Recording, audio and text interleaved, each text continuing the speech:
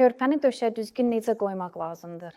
Düzgün tutuş. Bu döş kiləsindən 2 sm məsafədə olan tutuş zonasını nəzərdə tutur. Körpə döş kiləsinin əsasından 2 sm tutmalıdır. Məhz burada onun dodağı olmalıdır və bu zaman gilə dilin kök hissəsinə gedir və körpə onu tam tutmur. Ona görə də düz, kiçik və içəri çəkilmiş gilələrlə də körpəni əmizdirmək mümkündür. Körpəni hansı mövqedə tutmağımızdan asılı olmayaraq, onu elə qoyuruq ki, burnu gilənin səviyyəsində olsun. Niyə belə edirik? Ona görə ki, başı biraz arxaya getsin və avtomatik olaraq ağzı açılsın.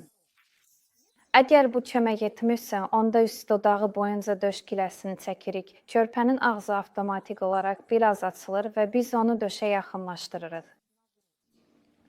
Diqqət edin, mən körpəni məhz bu cür tuturam. Körpə yavaş-yavaş əmər, fasilələrlə əmər. Bu tamamilə normaldır. Əgər əmizdirmə zamanı qəfil ağrı hiss etsəniz, döşü çıxarırsınız, amma bunu belə də artaraq etməyin. Barmağınızı ehtiyatla körpənin ağzına salırsınız, çənəni açırsınız, vakuumu aradan qaldırırsınız və sonra körpəni yenidən döşə qoyursunuz. Körpəyə düzgün əmizdirməyi öyrətməyin yeganə yolu var. Ona yalnız düzgün əmizdirməyə icazə vermək və bunu təmin etməkdir. Əgər siz bəzən düzgün, bəzən isə səhv əmizdirirsinizsə, körpə daha asan olan üsulu seçəcək.